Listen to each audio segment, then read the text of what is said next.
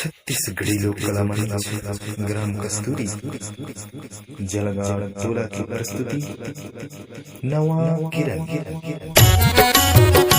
DJ Roop Singh बाबू।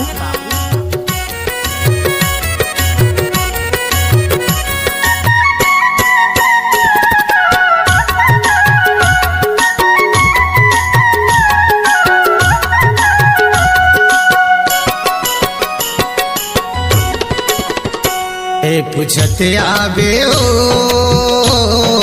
जलगटो लगावला मोरो प्रेम लाल नावला माया वाले हो बेरंगत आबे ना सुरत वाले हो बे देखत आबे ना। मैं पूछत आऊंगा जलगटो लगावला तोरो प्रेम लाल नावला माया वाले हो मेरे गत आऊना सुरत वाले हो मैं पूछत आऊना।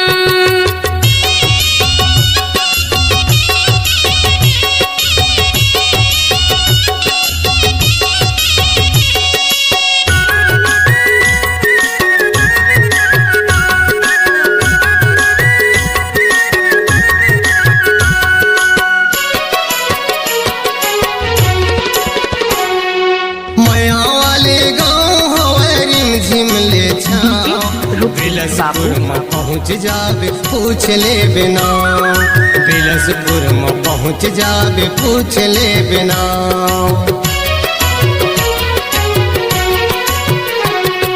नहीं तो दिखे रखवाली नहीं तो दिखे गाँव नहीं तो दिखे संग सहेली कैसे मैं हया नहीं तो दिखे संग सहेली कैसे मैं हया।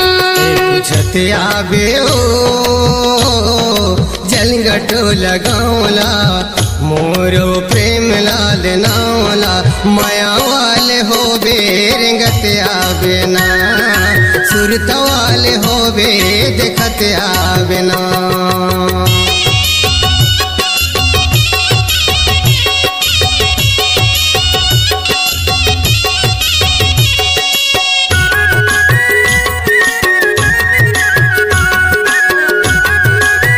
डीजे रूपसिंह बाबू।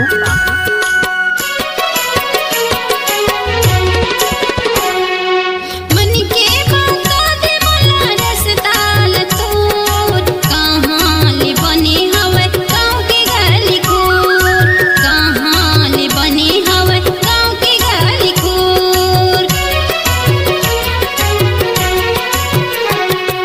बिजरी मो पूछ लेबे रस्ता लमोल उहले फुटे हवा नुन घाटी रोड उहले फुटे हवा नुन घाटी रोड। मैं पूछत आऊंगा जलगटो लगावला तोरो प्रेम लाल नावला माया वाले हो मेरे गत आऊना सुरत वाले हो मैं पूछत आऊना।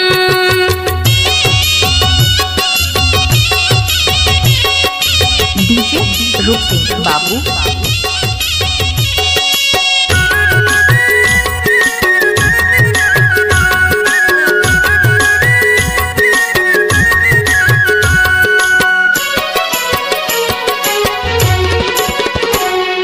रिंगते रिंगतिया बे निंगो डोंगर तीर रास्ता में बने हवे मरही के मंदिर रास्ता में बने है बंजारी मंदिर।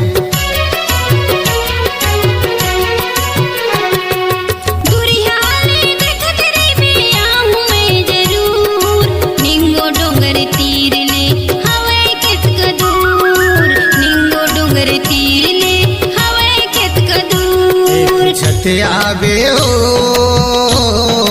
जलगटो लगावला मोरो प्रेम लाल नावला माया वाले हो बेरंगत आबे ना सुरत वाले हो बे देखत आबे ना। मैं पूछत आऊंगा डीजे रूपसिंह बाबू। माया वाले हो मेरे गत आऊना सुरत वाले